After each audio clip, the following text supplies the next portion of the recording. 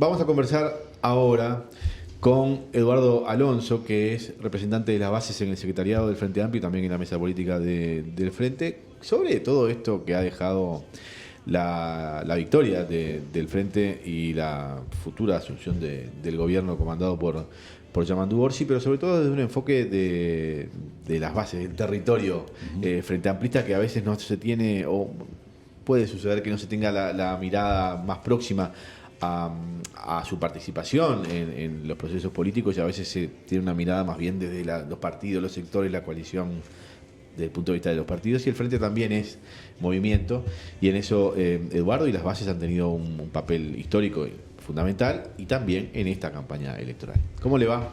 ¿Qué tal? ¿Qué tal? Bueno, en primer lugar, muy bien y gracias por la invitación.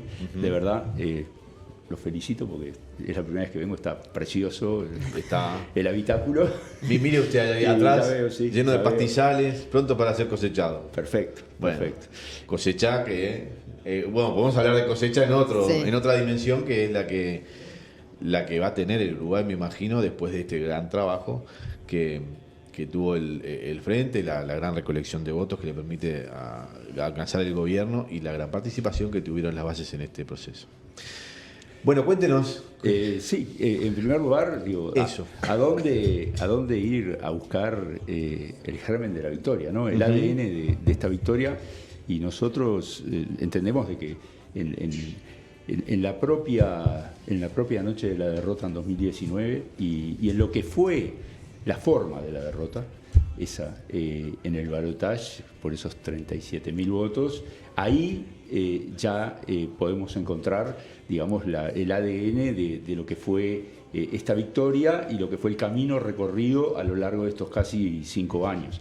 El Frente Amplio, a los poquitos días, 20 y pocos días del balotaje que perdimos, hizo un plenario nacional y en ese plenario nacional sacó una declaración de 11 puntos donde en el último punto decía: concluida la primera parte del ciclo electoral con derrota para nuestra fuerza política y por la forma en que ésta se da, podemos aseverar que ese horizonte mantiene tan viva como siempre aquella luz de esperanza. Esto lo definimos en ese plenario nacional del 21 de diciembre de 2019 y era el último punto luego de esbozar ya alguna autocrítica con respecto a la desconexión que habíamos venido teniendo con lo que es el movimiento social, con el humor social, con el conjunto de la sociedad, ¿no? Bueno, allí hay un primer, está ese primer germen de lo que después se transforma casi 5 años después en esta victoria. Y algo emotivo que fue la última noche de febrero de 2020, donde Tabaré nos junta la noche anterior a entregar el gobierno, nos junta a Carlos María Ramírez, exactamente en La Teja, y nos dice, nos pide, no se rindan. Ese no te rindas de Tabaré jugó en lo emocional un papel fundamental, templó a la militancia y nos puso de cara a lo que fueron después estos casi 5 años. Eduardo, ¿cómo fue la construcción, quizás por etapas? ¿Cómo fue esa discusión desde aquella derrota, desde la remontada posterior, la derrota en la primera vuelta, ¿no? Del 2019, la remontada posterior, ahí está el plenario nacional, está también el último acto público de Tabaré Vázquez en La Teja, pero ¿cómo se diagrama esa reconstrucción de los vínculos? Y bueno, después de eso viene la LUC. Viene la definición que tuvo discusión el Frente Amplio.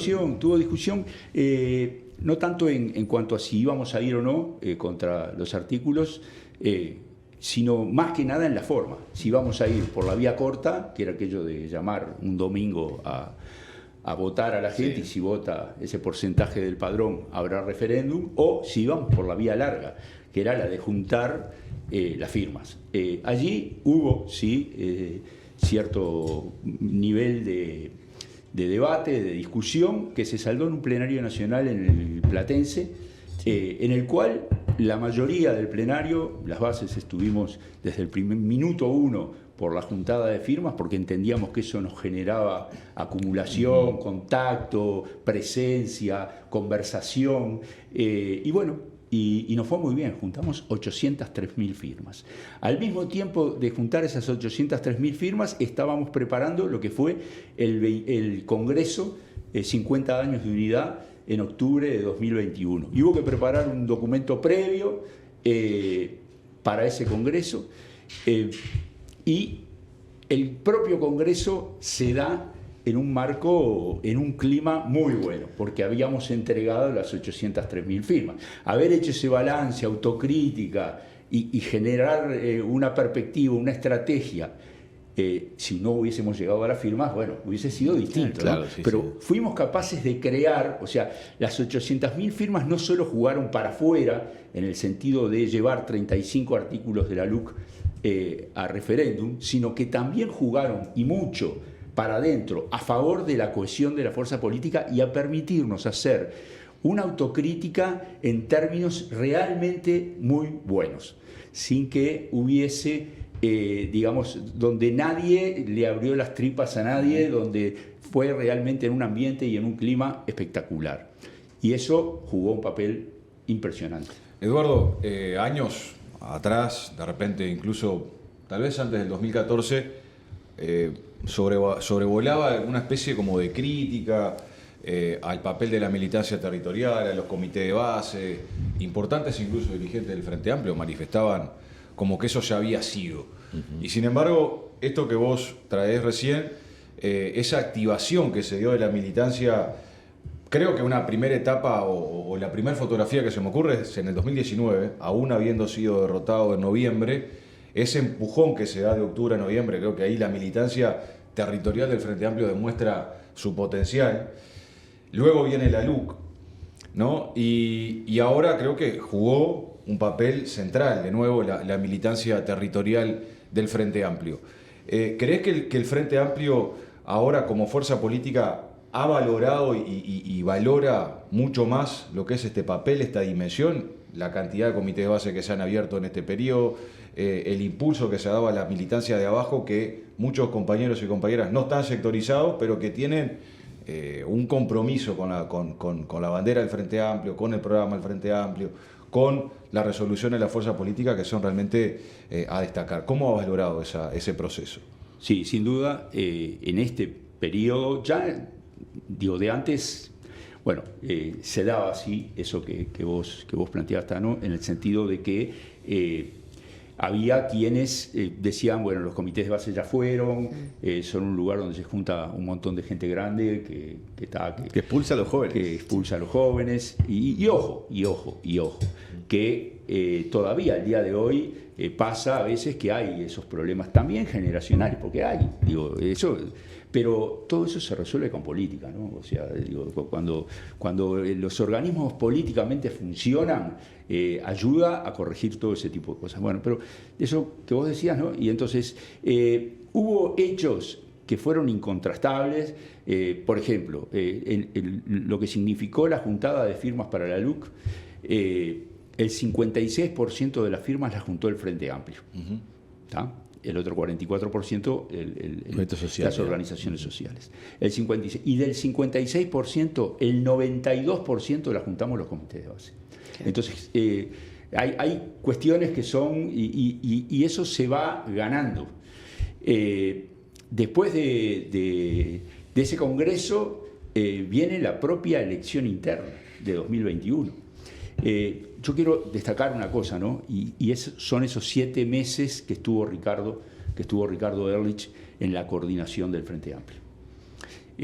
Fue muy importante. Ricardo articuló en un momento muy difícil del Frente Amplio y fue capaz de conducir, digamos, ese barco hasta diciembre, que se hizo la elección. Pero lo fundamental, si tuviese que rescatar algo, es eso a lo cual vos haces referencia.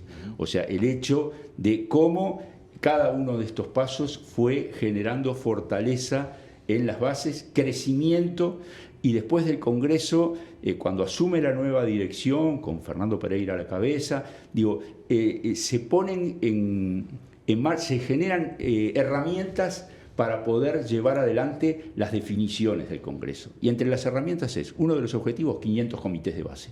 Estamos a 7 comités de base de los 500. Exacto. Nos faltan 100 más, ¿no? Eran 100 más. Eran 400 y poco. Ahí está, cerca de 400 teníamos. Bueno, ir a 500. 500 era el número mágico, ¿no? Bueno, estamos a 7 de los 500. Y algunos con dificultades, otros porque esto no es el otro día con los compañeros del Popular en radio decían esto no es una lámpara maravillosa que se frota, sale el genio y te da un deseo, ¿no? Acá hay que trabajar y construir. Bueno, entonces con todo eso se crea la Comisión de Interior, que es un reclamo del Congreso del 50 años de vida, ¿no? Con el otro Pereira a la cabeza, con Aníbal. Se crea la Comisión de Interior, que a la prueba ha trabajado muy bien, muy bien.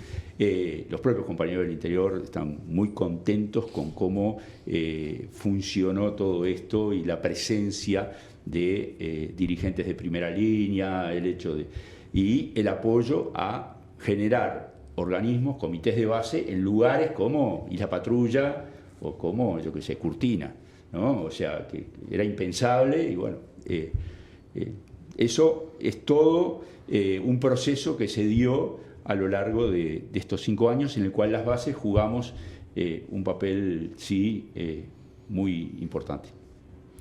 Una consulta, Eduardo, también estuvo en los procesos que implicaban, que demostraban que las bases estaban vivas y eran las fuerzas vivas del Frente Amplio, digamos, territorialmente, que fue el Frente Amplio Te Escucha, que demostró que más allá de todo este proceso, también había una conexión con el territorio real y no era solamente abrir comités de base, porque muchas veces también se decía, bueno, se abren comités de base pero no tienen contacto, y se demostró a través del Frente Amplio Te Escucha que tenían contacto con todas las organizaciones sociales del territorio.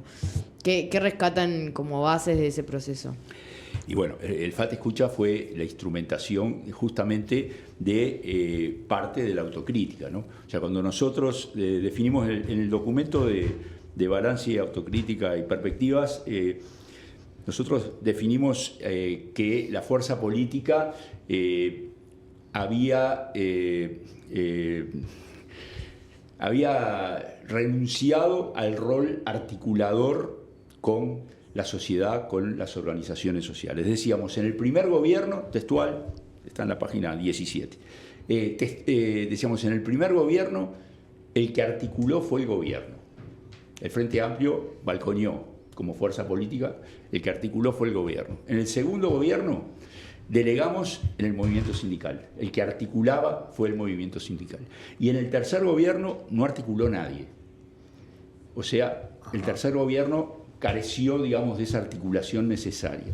Entonces, ahí la conclusión que sacamos es que podemos afirmar, sí, de que ese papel articulador es indelegable. Y ahí voy al planteo, a la pregunta de Martina, ¿no? O sea, ¿qué rol tienen los comités de base? Fundamental, porque es la articulación en el territorio. Es la articulación en el cerquita, en el mano a mano, en el club del barrio, en la comisión fomento, en el boliche. En el boliche, sí. Es la llegada esa, que de repente en ciudades grandes, en Montevideo, y en determinados barrios no es tan notorio, porque es más difícil. Montevideo, son muchos Montevideos. Pero en el interior y en localidades pequeñas, eso es de un valor impresionante. Y eso es lo que permite también, estos días se destacó mucho, principalmente por parte de Fernando, del presidente, se destacó mucho el rol de la militancia. A Fernando le gusta decir el chancleteo de la militancia, ese ir, golpear, estar. Pero eso, ese estar, no solamente pasa por hablar, convencer, acompañar, sino que también pasa por recoger, y es lo que permite que cuando las bases participamos en organismos de dirección, como participamos en todos los organismos de dirección del Frente Amplio, podamos hacer un aporte político que tiene sustento y base justamente en ese Bueno, trabajo. Es que a eso iba, porque no se trata solamente de conseguir votos, ¿no? También se trata de hacer participar en la complejidad del término y la profundidad del término a la sociedad en sus propias cuestiones, ¿no? Porque es facilísimo, bueno, no digo que sea fácil, pero una cosa es conseguir el voto, depositarlo cada 5 años, y otra cosa es que la sociedad sea parte del proceso político que la contiene y que de alguna manera busca transformarlo, ¿no? Ese desafío todavía, o bueno, ahora se podrá ver no solo su complejidad, sino la posibilidad de extensión de ese desafío, ¿no? Que no quede solamente en la recolección del voto o en la discusión sin que eso tenga un correlato en las decisiones posteriores. No quiere decir que sea mecánica la cuestión, pero tiene que haber un nervio vivo ahí que haga que eso sea ida y vuelta, si no, es como que se pierde. Tal cual, y es muy costoso eso. Y es muy costoso, es muy seguro. costoso. Hemos tenido periodos donde eso ha funcionado mejor y hemos tenido periodos donde eso ha funcionado más o menos, o más o menos mal. Sí. Pero nosotros confiamos, no una confianza en algo que no es fe, no es lo que no se ve. Nosotros confiamos en que este proceso que hemos hecho, esta acumulación que hemos hecho, nos va a permitir, sí, trabajar de esa manera, y que este cuarto gobierno tenga en las bases, y ahora podemos ir a cuál es la tarea primera, ¿no?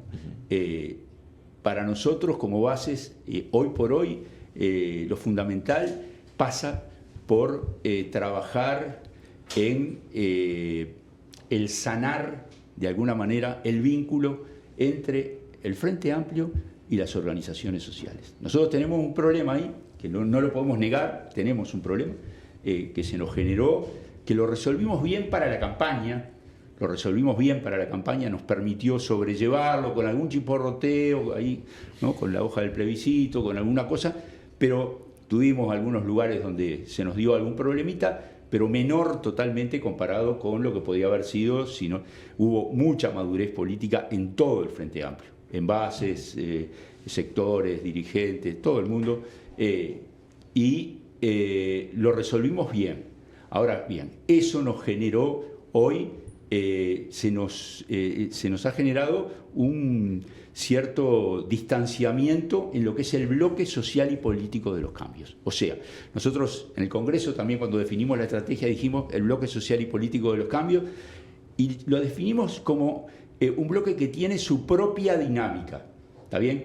Y ya ahí decíamos, habrá momentos en que el bloque esté más cohesionado y habrá momentos en que tenga mayor distensión. ¿Por qué? Y bueno, porque el bloque también mueve intereses, entonces eso hay que aceptarlo, hay que entenderlo, pero hoy, con un cuarto gobierno por delante, la primer tarea es restañar, digamos, ese vínculo, que no está roto, pero que está lesionado, que hay que trabajarlo, y las bases en eso podemos jugar un papel de primera línea, o sea, podemos ayudar mucho a que ese vínculo vuelva a cohesionarse, porque a la hora de pensar en el gobierno tenemos que pensar justamente en nuestra vinculación con todo el campo social.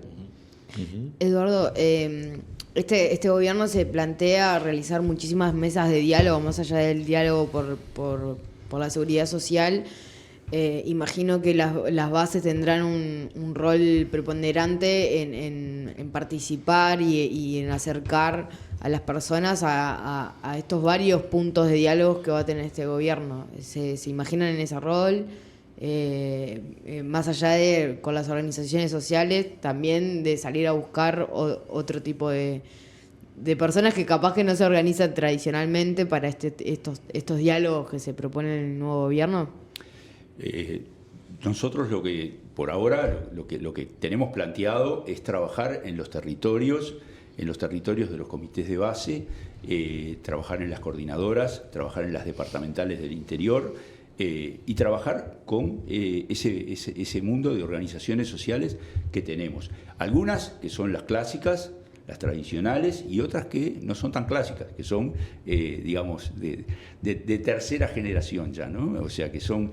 y bueno, eso en cada lugar en concreto.